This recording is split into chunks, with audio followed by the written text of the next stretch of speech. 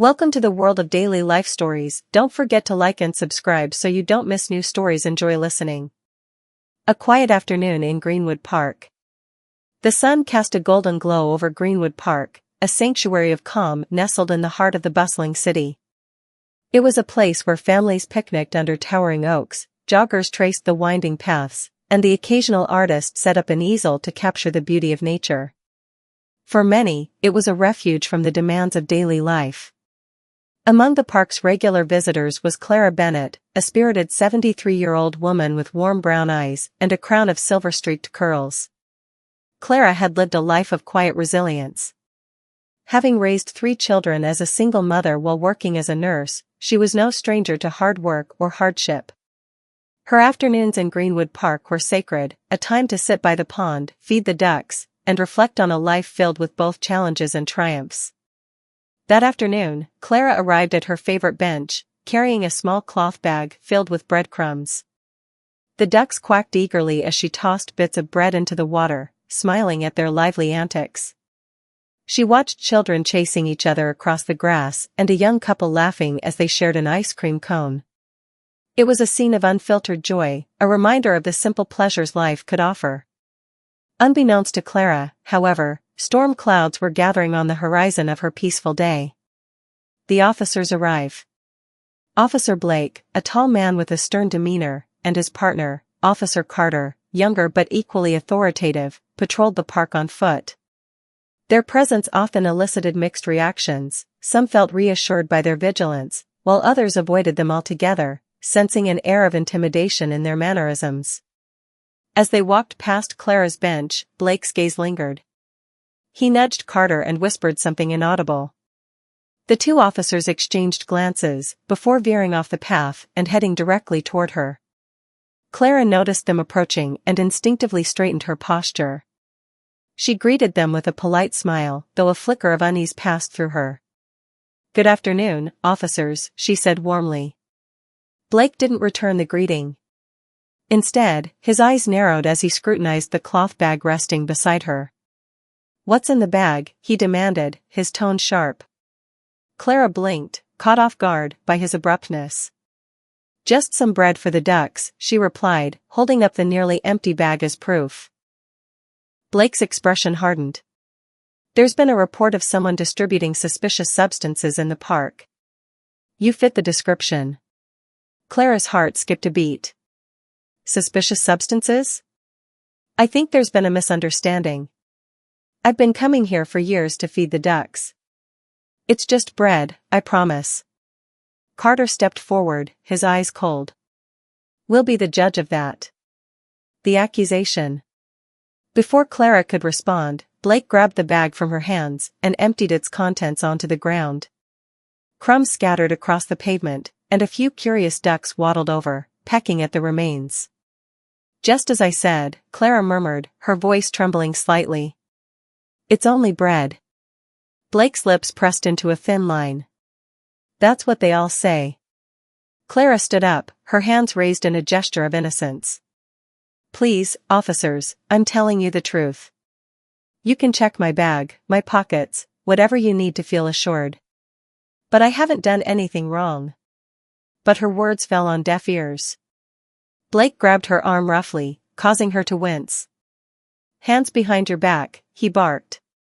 Clara's voice rose in protest. "Wait, this is unnecessary. I've done nothing wrong." A few onlookers began to gather, their faces etched with concern. Some pulled out their phones, recording the scene from a distance. "Is this really necessary?" one man called out, but he made no move to intervene. His tone was uncertain, as if weighing the risk of confronting law enforcement. An act of brutality. Blake ignored the murmurs of the growing crowd.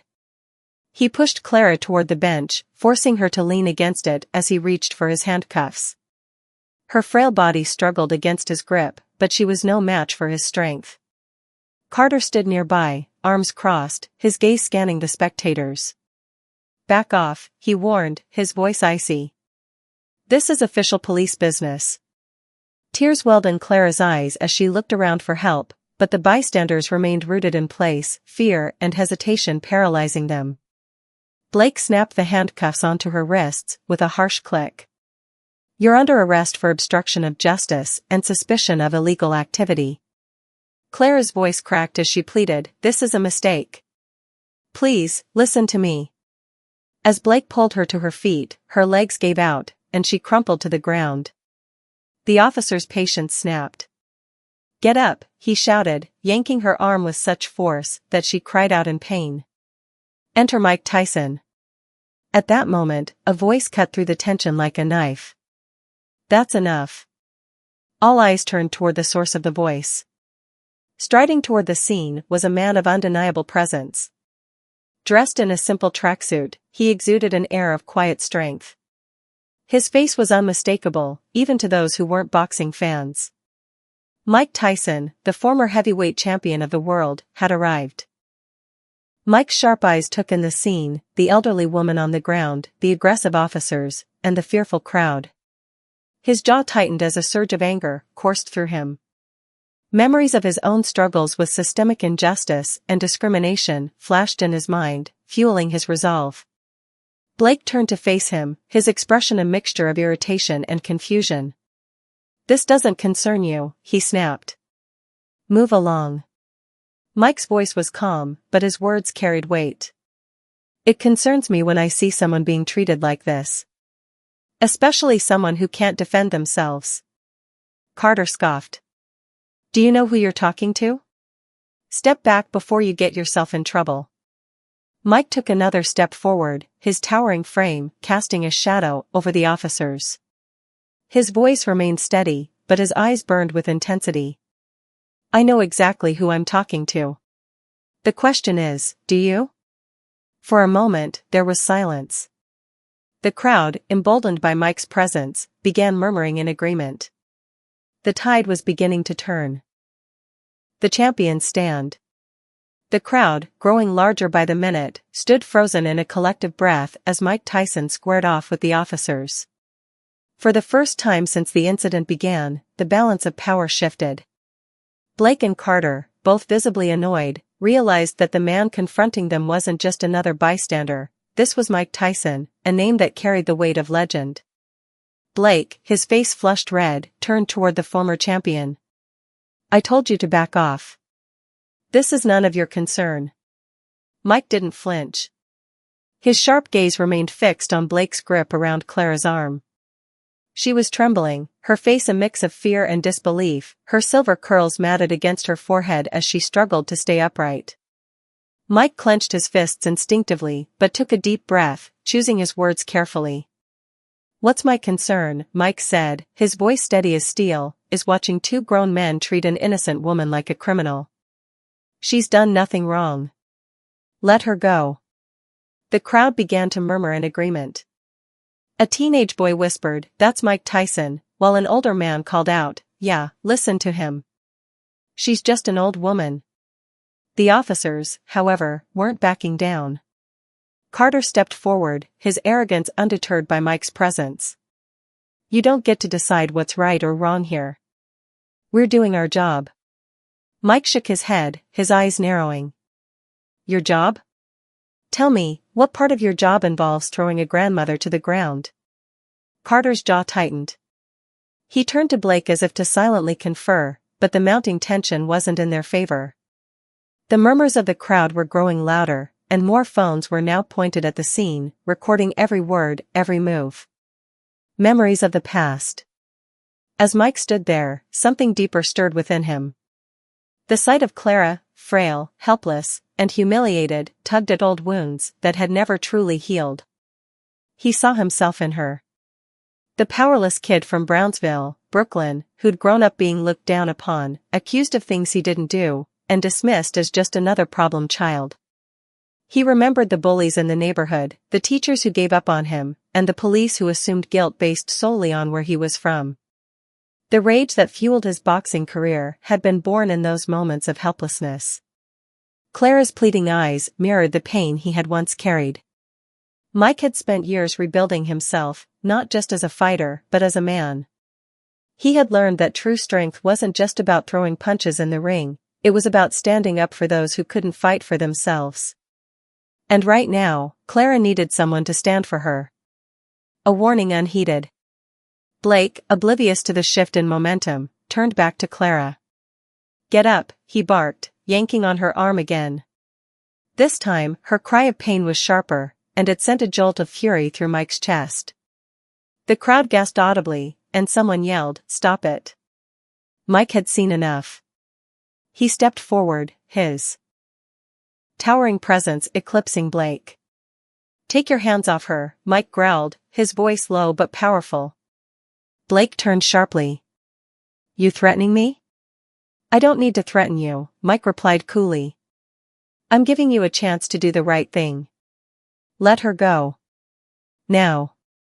Carter's patience snapped. "That's it. You're interfering with law enforcement." He reached for his baton, stepping toward Mike with authority. Mike's demeanor shifted subtly. His shoulders squared, his stance firm yet relaxed. He raised one hand in a calming gesture. "Don't do it," he warned. "Don't what?" Carter sneered, advancing. "You think I'm scared of you?" Mike didn't move. His voice, though soft, carried a thunderous weight. "You should be." The champion unleashed. Carter ignored the warning and lunged, swinging his baton toward Mike's chest. In a flash, the former champion moved. The crowd gasped as the baton was intercepted mid-swing. With a swift, controlled motion, Mike grabbed Carter's wrist and disarmed him, the baton clattering harmlessly to the ground. "Easy," Mike said, his voice eerily calm. He released Carter's wrist without causing harm, but the younger officer stumbled backward, his face pale with shock. Blake, seeing his partner disarmed, reached instinctively for his taser. "Don't make me." "Stop," a voice shouted from the crowd, cutting through the chaos. Heads turned to see a woman pushing through the onlookers. She was dressed in casual clothes, but the badge hanging from her neck was unmistakable: Internal Affairs. The nameplate clipped to her jacket read Detective Lisa Hartman. "Stand down, Officers Blake and Carter." Detective Hartman commanded, her voice ringing with authority. "Put your hands where I can see them." Blake froze, caught off guard. "Detective, You were just violating protocol, and I saw the whole thing," Hartman snapped. She gestured to the phone still pointed at the scene. "And so did everyone else." Blake's face drained of color. Carter, still rubbing his wrist, glanced at his partner nervously. Justice begins to turn. Mike knelt beside Clara, who was still trembling on the bench, her wrists chafed and red. "Are you okay, ma'am?" he asked softly, his voice gentle in contrast to the storm that had just passed. Clara looked up at him, tears welling in her eyes.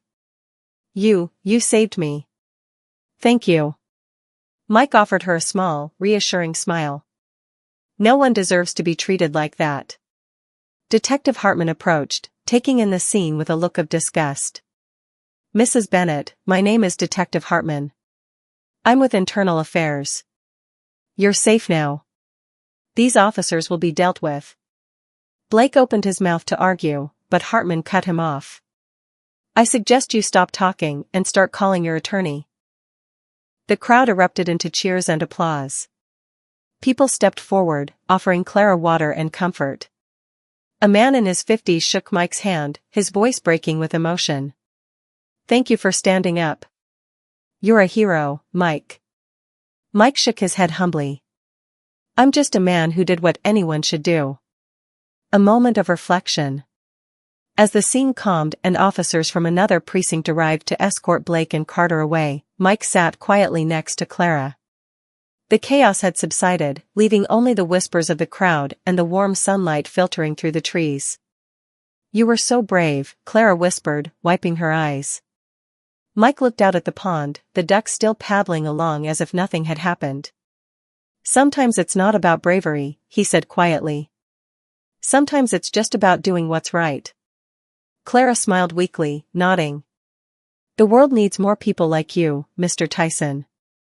Mike shook his head, his lips quirking into a faint smile. "Just call me Mike." Around them, the crowd began to disperse, their conversations filled with awe and admiration. People would tell this story for days, weeks, maybe even years. It was a story of courage, justice, and the power of standing up for those who couldn't stand for themselves. Echoes of justice. As the crowd gradually thinned, the weight of what had just transpired still hung heavy in the air. Greenwood Park, normally a haven of peace and serenity, had been turned into a theater of confrontation, one that would soon send ripples far beyond the park's boundaries. For Clara Bennett, the ordeal was far from over, but sitting beside Mike Tyson, a man she had only known from headlines and legends, she finally felt safe. "Mike, I don't even know how to thank you," Clara said softly, her voice still unsteady. She rubbed her swollen wrists where the cuffs had bit into her skin. Mike shook his head gently. "You don't have to thank me. Nobody should have to go through that, especially you." Clara's eyes welled up again. "You didn't even know me, and yet you stood up for me. People don't do that anymore." Mike exhaled deeply, gazing out at the pond where sunlight glistened off the ripples. "People forget what it's like to feel powerless, to be dismissed. I haven't forgotten. I'll never forget." The aftermath begins. Detective Lisa Hartman stood a few feet away, overseeing the situation as additional officers arrived. A patrol car pulled up to escort officers Blake and Carter away, their protests falling on deaf ears. Detective Hartman turned back to Clara and Mike, approaching them with a notebook in hand. "Mrs. Bennett," she said kindly, crouching so she could meet Clara's eye level, "I'm going to need a statement from you. But first, let me call paramedics to take a look at you. Those cuffs look like they hurt." Clara waved her hand dismissively, though the pain was clear on her face. "I'm fine, dear. I'll be all right." Mike leaned in. "You should let them check you out. Better safe than sorry." Clara finally relented. All right. Hartman nodded in approval, standing to face Mike. "Mr. Tyson, I'd like your statement too. I don't need to tell you this, but you've done something important today." This could have gone unnoticed, another story swept under the rug. Mike's face was calm but serious. "That's why I couldn't stand there and do nothing. Too many times, people see injustice and look away." Detective Hartman regarded him thoughtfully. "The footage people took will help us build a case against those two. Blake and Carter have been flagged before, allegations of abuse, misconduct, but it's always been one person's word against theirs." Mike's jaw clenched at the thought. And how many people like Mrs. Bennett didn't have someone to stand up for them? Hartman didn't have an answer. Her silence spoke volumes. The power of a voice. Word of the incident spread like wildfire. Within hours, the videos taken at Greenwood Park hit social media. Clips of Mike Tyson stepping forward to defend Clara were shared, reposted, and debated across platforms. Hashtags like #JusticeForClara, #MikeTheHero, and #StopPoliceAbuse began trending globally. News outlets quickly picked up the story. Journalists, eager to capture the emotion of the moment, began showing up at Greenwood Park, interviewing witnesses who were still shaken but inspired. A teenager who had recorded the entire incident on his phone described what he saw. "I thought it was just another bad situation, you know? The kind where people record but don't help. Then Mike Tyson walked up, and everything changed. He didn't yell or throw punches, he just stood there and made them stop. That was enough." The video of Mike calmly disarming Officer Carter without violence became the highlight. People admired his restraint. "The champion still fights, but with a different kind of strength," became the headline on one major news outlet. In the days following, Clara Bennett became a symbol of resilience. Her voice, soft but unyielding, resonated with millions. News crews visited her modest home, where she shared her story. "I wasn't afraid of those officers," Clara told one reporter, her brown eyes bright with resolve. "What scared me was the idea that no one would care, that no one would help." And then Mike stepped in. "It's not just about me, it's about people like me, people who get ignored." Her words struck a nerve. Online, thousands of people shared their own stories of injustice, sparking an outpouring of empathy and calls for reform. The unlikely friendship. Back at Greenwood Park a week later, Mike Tyson sat on the same stone bench where he had first seen Clara. She joined him, her hands still healing, but her spirit stronger than ever. "You know, Mike," Clara said, offering him a thermos of tea, "I didn't know who you were at first. My kids had to tell me about your boxing days." Mike chuckled. "That's probably for the best. I wasn't always someone you'd want sitting on a bench next to you." Clara looked at him thoughtfully. "But people change. And from what I've seen, you've become a man with a good heart." Mike smiled faintly, gazing out at the pond. "I've tried to. Life beats you down sometimes, but you either let it break you or you learn to fight back." Clara took a sip of tea, nodding. "I think we've both learned to fight back in our own ways." They sat in silence for a moment, two people from vastly different worlds, connected by a single act of compassion. Around them, families played, joggers passed by, and the world continued on, unaware of the deep conversation shared on that stone bench. A larger fight. In the weeks that followed, the investigation into Officers Blake and Carter grew.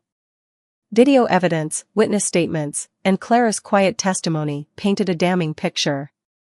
Internal Affairs recommended that both officers be dismissed, and the city announced a review of its use of force policies.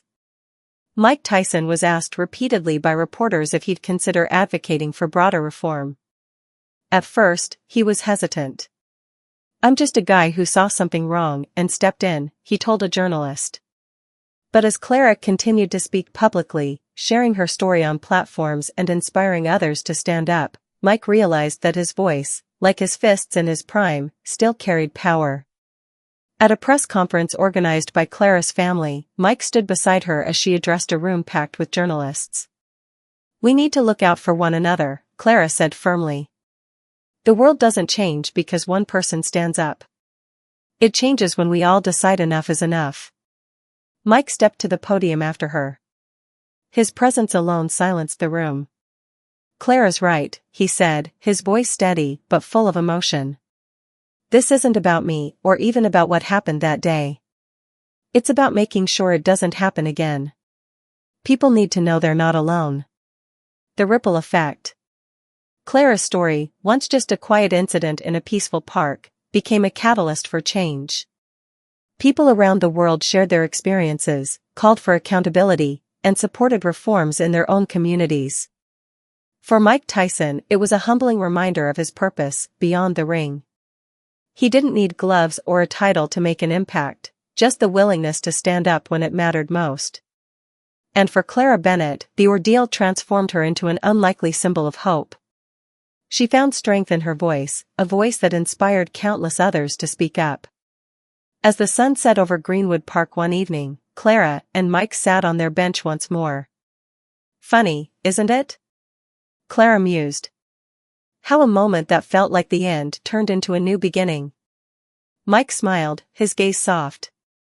"Sometimes life works that way. You just have to be ready to fight for it." And as the last light faded, the ducks still swam peacefully in the pond, unaware of how two lives, and perhaps the world, had been changed forever. The fire of change. In the days and weeks after the incident, Clara Bennett's story took on a life of its own. What began as a single moment of injustice, interrupted by Mike Tyson's courage, had become a spark that ignited conversations across the nation. The viral videos, countless news interviews, and endless discussions revealed uncomfortable truths about power, prejudice, and the silent battles faced by people like Clara every day. For Clara, the whirlwind of attention was overwhelming. Reporters camped outside her modest home, eager to capture soundbites or photos. Messages poured in, some offering support, others questioning her motives. "Did you ask for all of this, Grandma?" her granddaughter Maya asked one morning as she scrolled through her phone. "People are talking about you like you're some kind of superhero." Clara smiled softly, shaking her head. "I didn't ask for any of this. I never wanted fame or attention. I just wanted someone to care enough to stop it." Maya paused, looking at her grandmother with admiration. Well, they care now. You and Mike Tyson, who would have thought? Mike's reluctant roll. Mike Tyson, too, found himself at the center of a growing movement. For a man who had spent years shedding the chaos of his earlier life, stepping into the spotlight again felt like stepping into a ring he hadn't trained for. Yet, he realized that some fights were too important to walk away from. Invitations poured in, talk shows, town hall meetings, podcasts. Everyone wanted to hear Mike's thoughts. At first, he declined most of them. But one day, as he sat in the quiet of his home, his phone rang. It was Clara. Mike, I know this isn't easy for you, she said, her voice steady. But people listen to you. You've got the kind of voice that can wake people up. Don't let this moment slip away. Mike leaned back in his chair, her words hitting home. He remembered how many times in his youth he'd wished someone, anyone, had spoken up for him. Now he was the one who could make a difference. Okay, Clara, he replied, a faint smile on his lips. Let's do this together. The community awakens. 1 week later, Greenwood Park became the site of a powerful event, a community rally for justice and accountability. The park, once a quiet refuge, now bustled with life as hundreds of people gathered beneath banners reading, "Justice for All" and "Compassion over Abuse."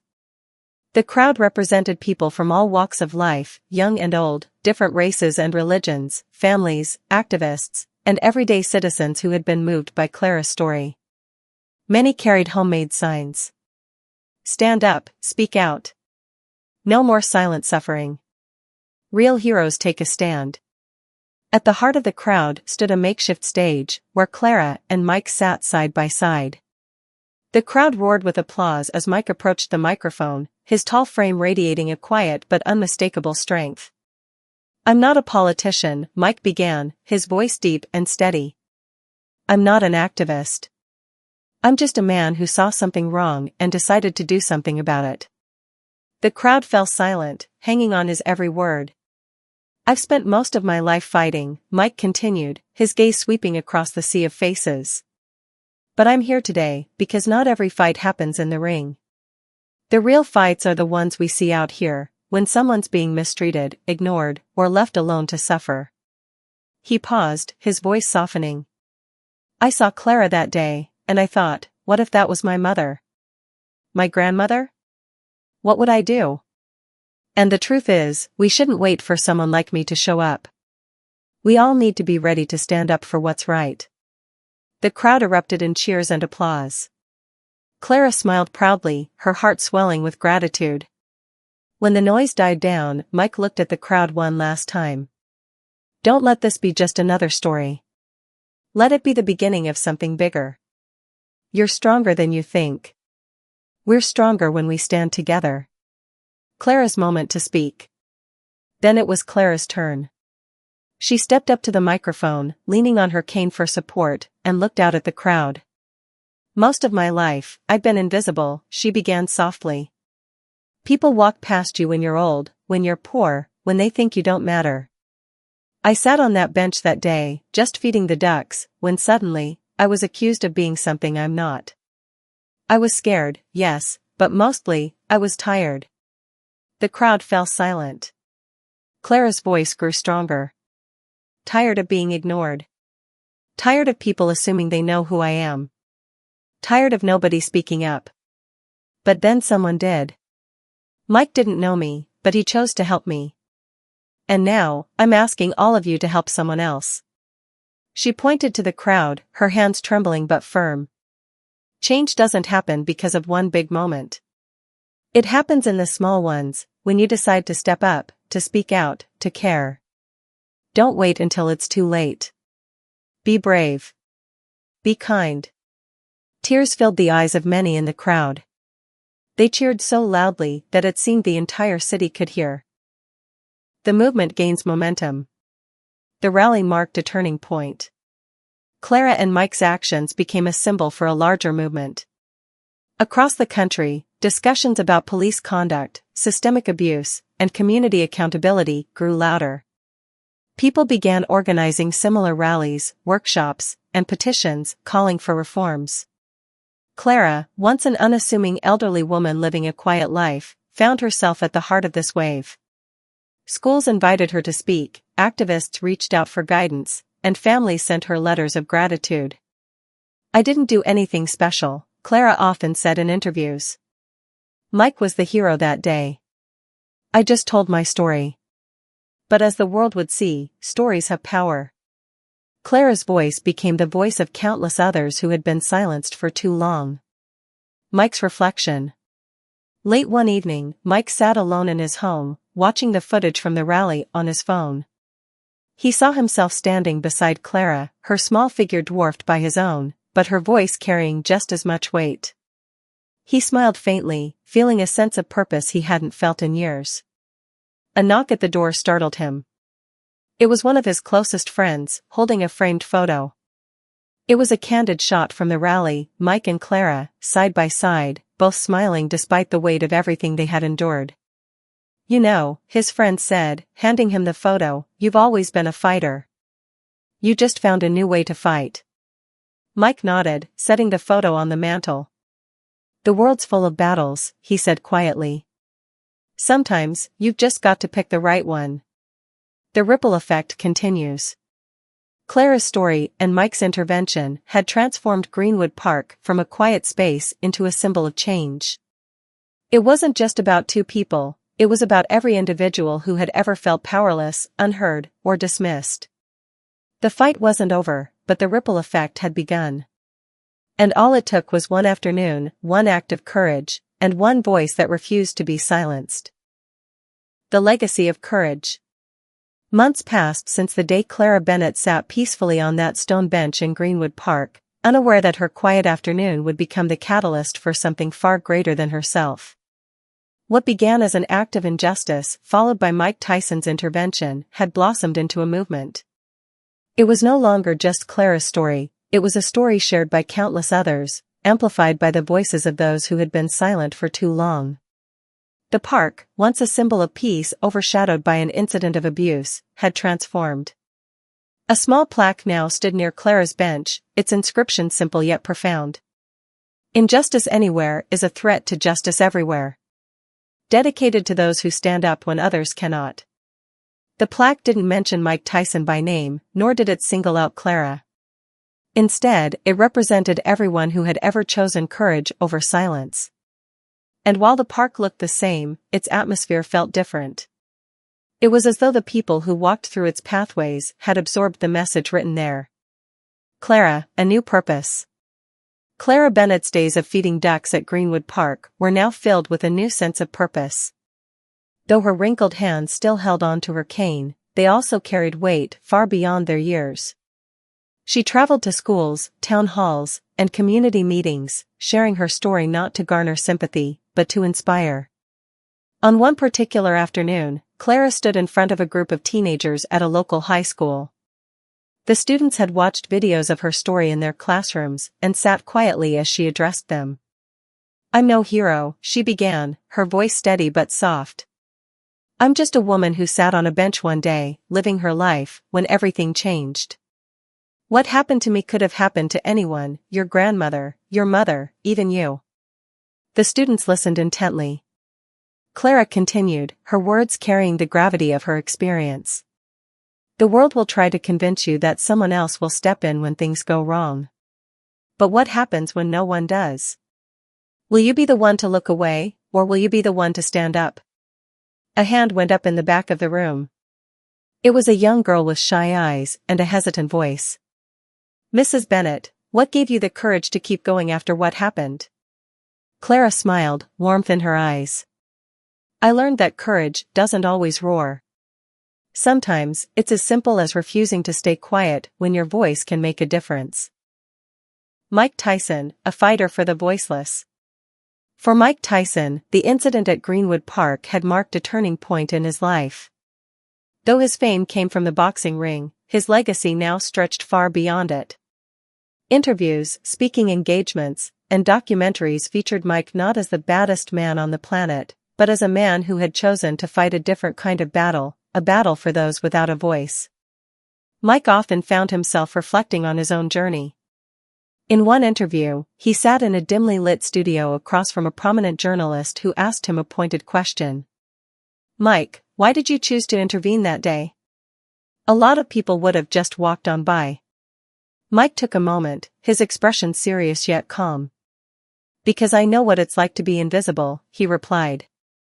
"Growing up, people looked at me and saw a kid who wasn't worth helping.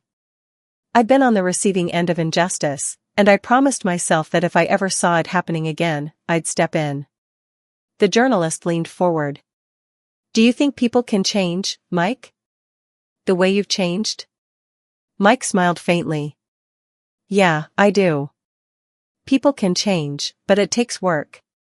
It takes people standing up, just like Clara did that day. She's the real hero. I just gave her the chance to be heard." The impact on Greenwood Park.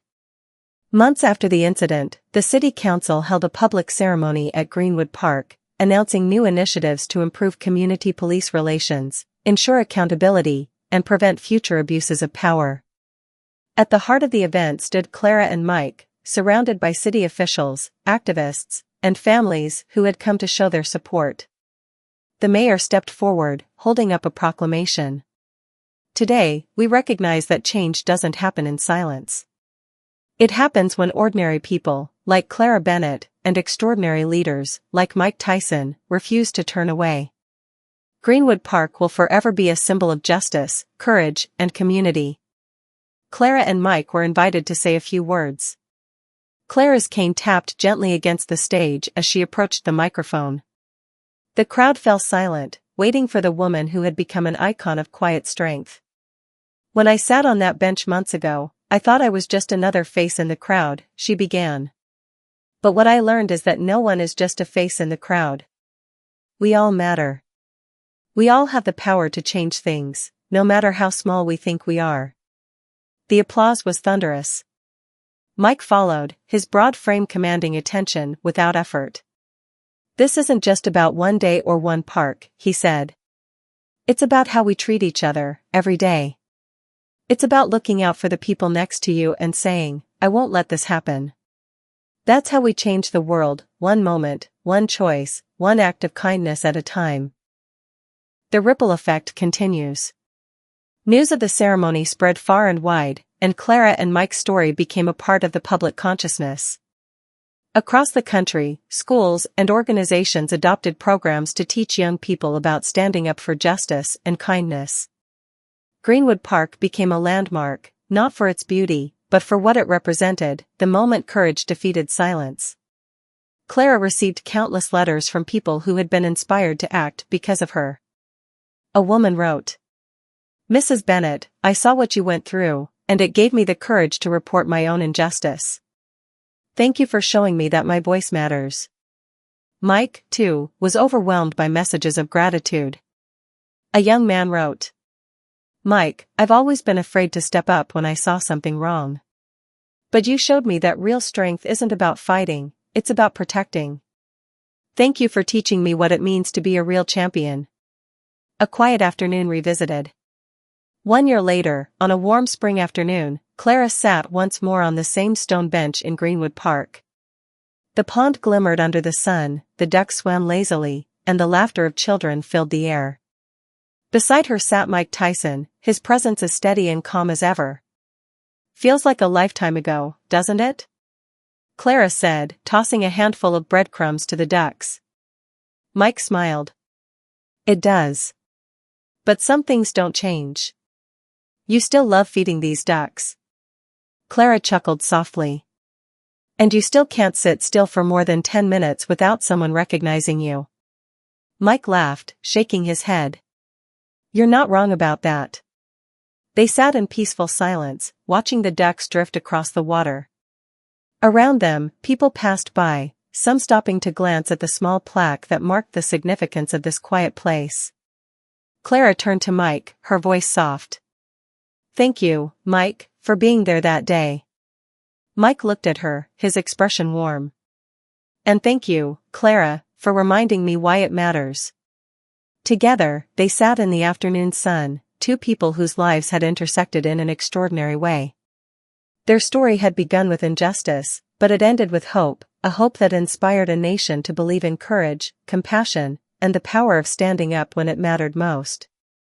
And so, their legacy continued, not as individuals, but as a reminder that small acts of bravery can change the world.